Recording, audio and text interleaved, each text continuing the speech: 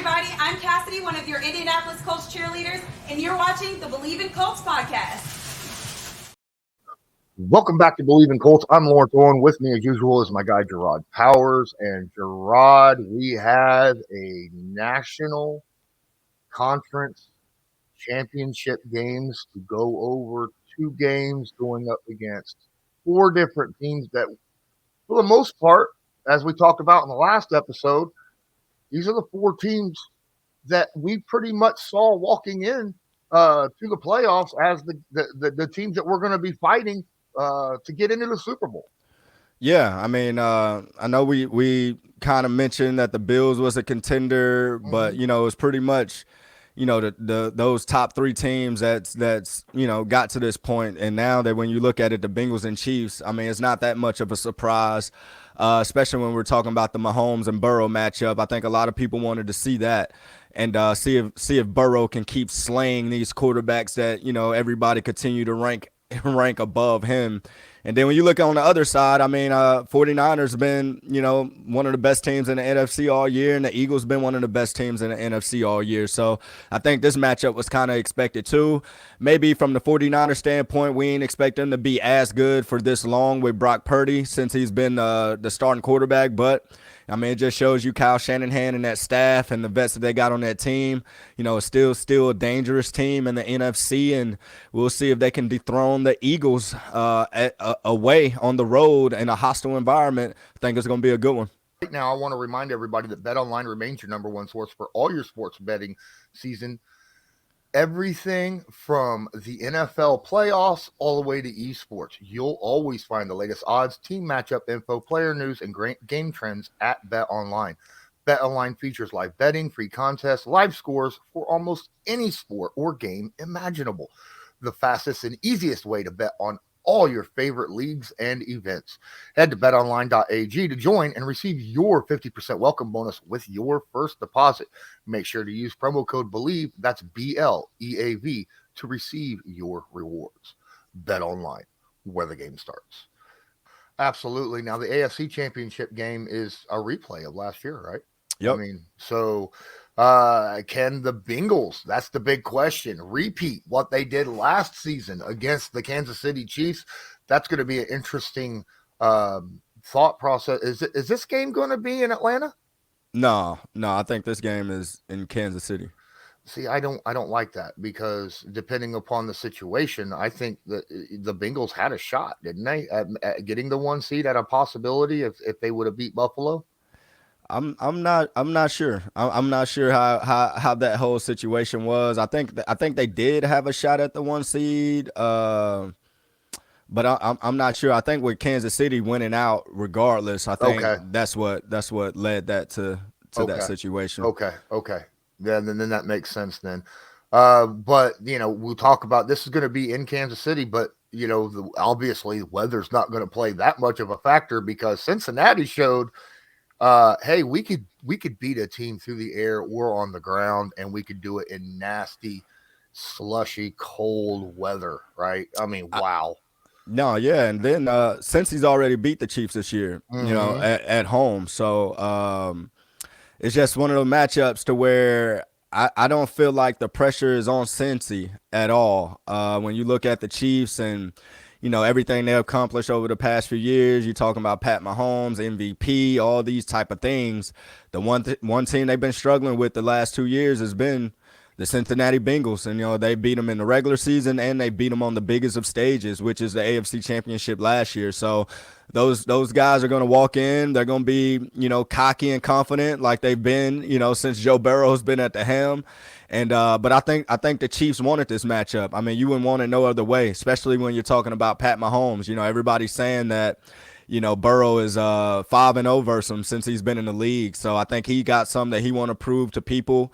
And I think Burrow, still has something that he wants to prove to people and let people know, he's one of the top quarterbacks in the league, and he's going to be the top quarterback in the league for a long time. Yeah, absolutely. When you're 0-5 against another quarterback, you kind of want to slay that dragon and get that monkey off your back, right? Mm-hmm. But Patrick Mahomes, he's limping around out there a little bit. He's got a leg injury, and It's a big part of his game is, extending plays. So I think we saw that a little bit last week when he came back in the game, and he has to stay in the pocket and make throws off of one leg, and and doing all that type of stuff. So it's gonna be.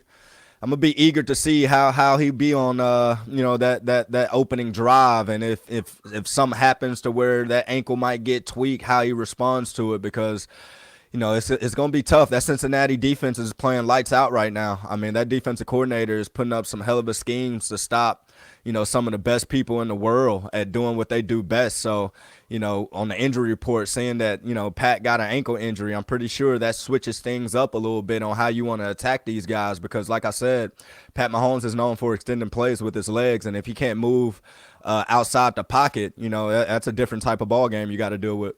Absolutely. You actually answered my next question of him being injured. Does that change the game plan? And you just said so. Mm-hmm. Yeah, I mean, a lot of their big plays come off of extended plays. I mean, even Travis Kelce on his podcast, I think, was talking about it. He might run his route knowing exactly where he's going to be at. And as soon as he look and see Pat start scrambling, he knows where the open spot's at on the defensive side of the ball, and they say that's where he gets to.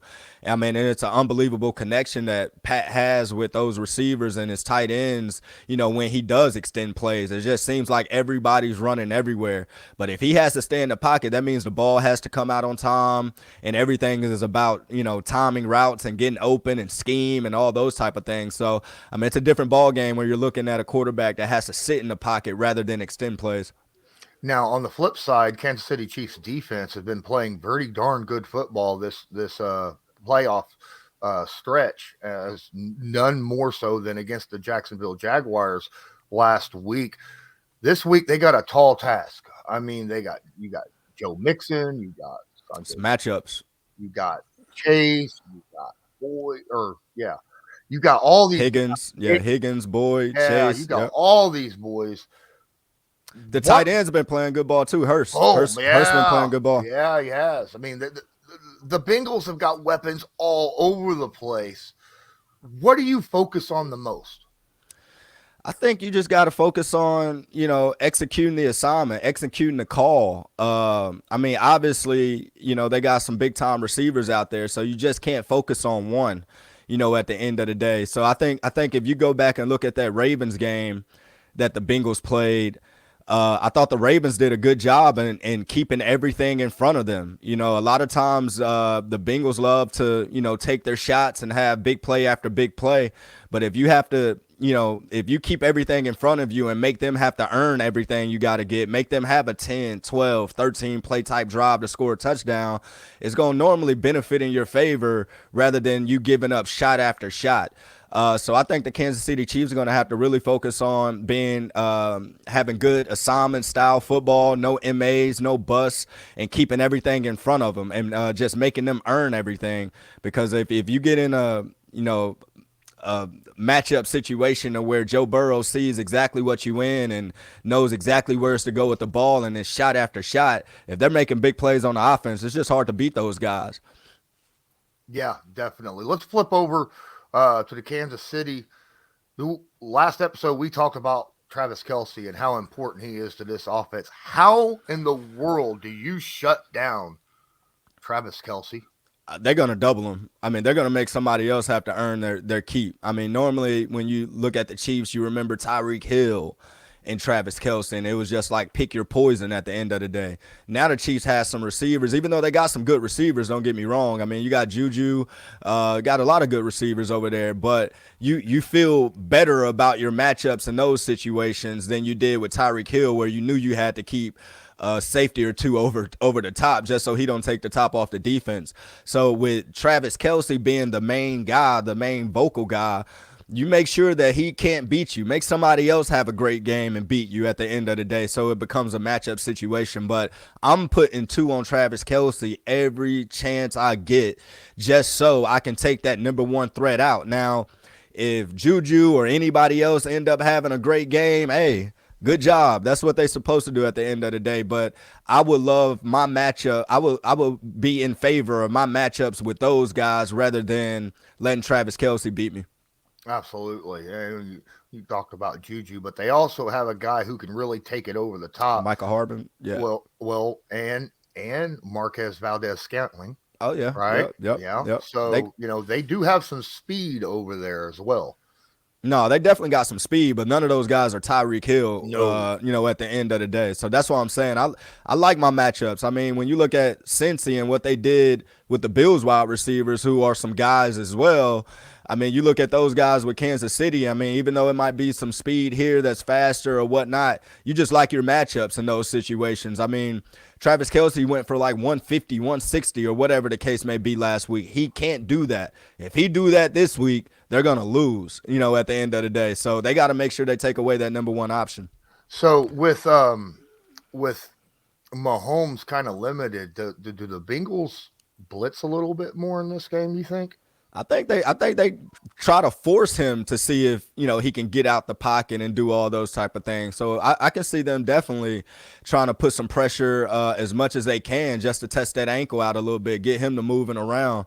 And on the flip side, I'm pretty sure that the Kansas City is going to try to protect him as much as possible, whether that was with quick throws, getting the ball out of his hands, or maxing up the protection to where it might be only 2 or 3 man type of routes and everybody else is blocking to make sure he has time to throw the ball.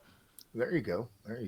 Let's talk about the NFC Championship game. This is going to be very, very interesting. San Francisco at Philly. Oh my goodness, what a game.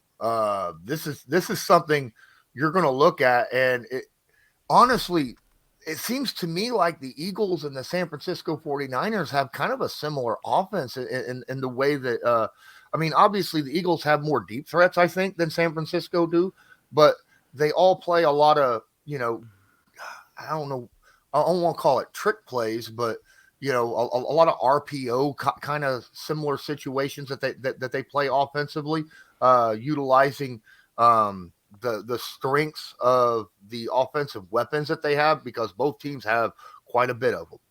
Yeah, I mean, they definitely have some RPO. I think Philly had more RPO situations just because of the threat of Jalen Hurts' legs and how he can run. But when you look at San Fran, it's more alignment type stuff they do. Like, they're going to shift, they're going to motion, they're going to put this guy over here, that guy over there. So it's going to really test your discipline and as a defender, and make sure you're adjusting the right way, making the right checks and all that, because that's why they do those things. That's why they shift. That's why they motion. They want to cause confusion on the other side of the ball, and it plays into their factor because, like you said, you got to know.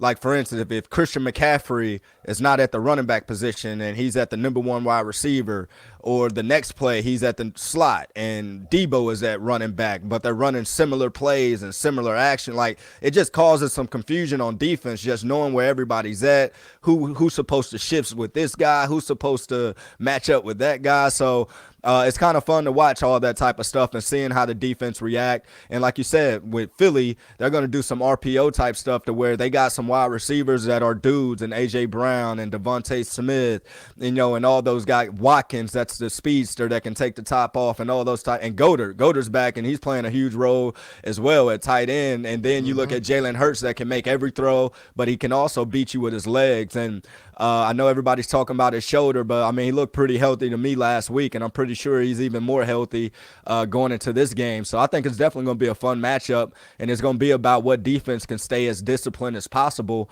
and make plays when the opportunity is given. Absolutely. Now, you talk about defenses, these are 2 very good defenses as well. I mean, this is what they hang their hat on, especially the Niners over there. But with the amount of weapons that the Eagles have and what they can do, how do you stop, if you're the Niners, how do you stop this Philly offense from dropping 40 like they did last week?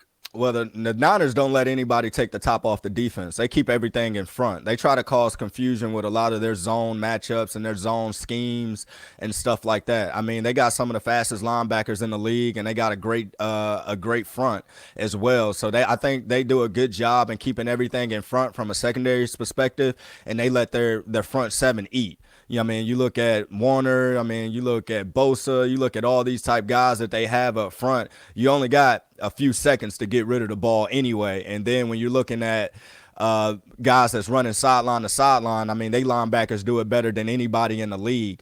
And then when you look at the flip side in Philly, they got two of the best corner duos in all of football, and they do a good job. That can play man, take top guys out of the game. So when you look at Debo at wide receiver or 11 or whatever the case may be, Ayuk, yep, those guys, they feel good about their matchups just because they got two of the top corners in the league, and Bradbury and Slay, and they do a good job of taking away their matchups. So I mean, I definitely think the defensive side of the ball is going to be the side that's going to be fun to watch, and just seeing how these guys are going to attack the offenses, just because I think both sides match up well versus the opposite. I think that San Fran defense matches up well with what Philly does, and I think Philly's defense match up well with what San Fran does.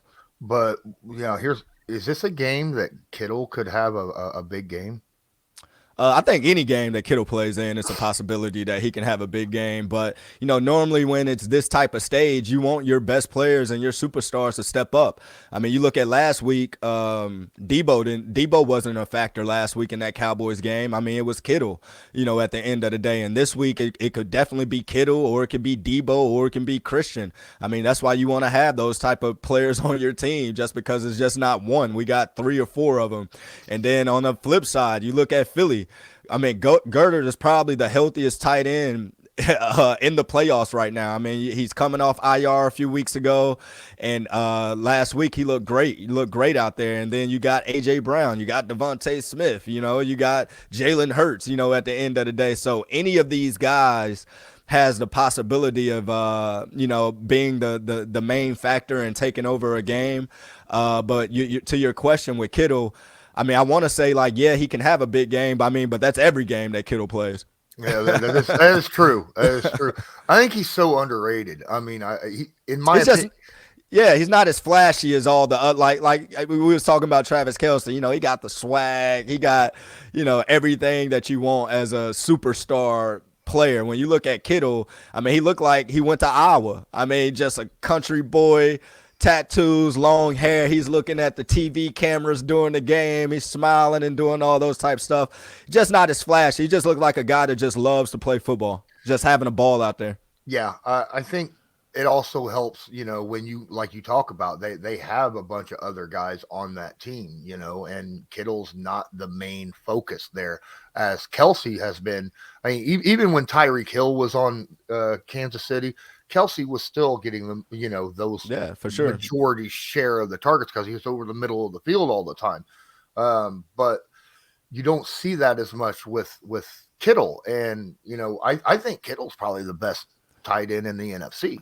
But you got to think with Kittle's situation before Brock Purdy, before the quarterbacks went down, Kittle was pretty much the main focus. I mean, so when you're dealing with a new quarterback, he might not see things as clear as some of the other vet, Garoppolo and Trey Lance, and how those guys see the offense and know how to utilize Kittle. So right now, in Purdy's situation, I mean, he might start to understand the offense a little better now, to where he knows where Kittle's going to be in certain situations or whatever the case may be. So like you said, it could be this game to where they figure out that chemistry and get Kittle more targets as he needs.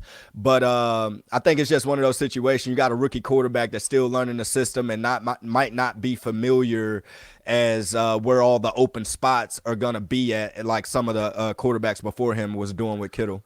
Is this a situation where, NFC Championship game, if you're the Eagles defensive coordinator, do you run a lot of disguises in your coverages and kind of hide blitzes, things like that, try to confuse Brock Purdy?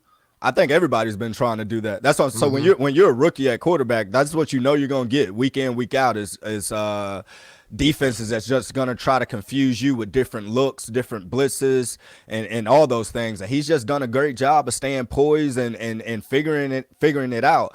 I mean, we saw last week he struggled a little bit. I mean, you just saw him trying to do a little bit too much. You can see that he was confused on a few plays here or there. But when Kyle Shanahan is making sure that you're a game manager and not the main focus for us to win, it kind of settles you down as a quarterback, because he knows, like, hey, hey, if this read's not here, coach told me to go here, rather than him trying to make a play to win the game. So, of course, Philly is definitely going to try to confuse him as much as possible. But, I mean, he's no different from any other rookie quarterback that defensive coordinator would be facing against, just trying to confuse him with blitzes or just different disguises. Okay. Well, let's get down to our predictions for the championship games. Let's look at the very first one in the AFC. Who you got, Bengals or Chiefs, and why? Man, I'm gonna say the Chiefs just because they're at home, and I just think this is their time to beat Cincy on a big stage. I mean, and this is not a threat. I mean, this is not like a shot at Cincy that I don't believe that they can't get it done. I definitely believe that they can get it done. But I just think the Chiefs some way, somehow, find a way to beat these guys, especially at home. AFC Championship, wanting to get back to the Super Bowl. I mean, they've been here the last 5 years or whatever it's been. They've been in the AFC Championship or the Super Bowl. So I just think it's the Chiefs' time to get back to that bowl. So I got the Chiefs winning a close one. I'm going to sit on the opposite side of the fence of you. I think Cincinnati walks in and makes it 6-0. Gotcha. I think, Burrow and that offense is really playing very, very good football. And, with Mahomes being limited right now, I think a little bit with his injury and being a little bit hobbled, I think that's going to help the Cincinnati defense quite a bit. I still think it's going to be a close game. You'd never pick a blowout when going up against Kansas City unless it's Kansas City doing the blowout. So I think this is going to be a really good game all the way down to the wire. It's not going to be some kind of, 27-10 at halftime or something like that. I think this is going to be a game that's going to be decided in the final 3 minutes of the game. So I got the Bengals, though. I can see that. NFC Championship game, Niners. Eagles hosting the Niners. Who you got? See, I'm gonna go with the home team again. I'm gonna go with Philly. On the road, everybody know what type of environment it's gonna be. I mean, I was actually thinking, like I said, that the Giants-Philly game was gonna be a lot closer. And I mean, you talking about playoff atmosphere in Philadelphia. I mean, it's just different. I mean, it's the probably the best sports town in all of sports. Just how their fans are so passionate and how they represent their sport team. So I'm gonna go Philly at home. I mean, their defense been playing locked out, offense has been locked in, and I'm gonna get them winning a close one as well. All right. Well, I'm on the same fence as you. I got the Eagles winning, but I think they win by at least 2 scores. Okay. I think this is a game where the Niners will probably put up around 20 points. But I think the Eagles find a way to put 30 plus against this Niners defense. I think they're going to surprise some people. Gotcha. I don't know, though. I mean, that Niners defense, they're solid now. It is really, really good. But I think that they, I don't know. Sirianni just has some way of game planning, that first half against defenses and being able to find the weak points and catching you off your guard. And I really like what Philly can bring in the first half. Now, the Niners defense might be, D'Amico Ryans might be able to adjust at halftime and try to make a comeback in that situation, but I think it'll be too little too late in that situation. So. Gotcha. All right. Well, that'll be it for us. Thanks for watching here, Believe in Colts, with myself and Jerraud Powers, brought to you by Bet Online. And as usual, go Colts. Do you believe?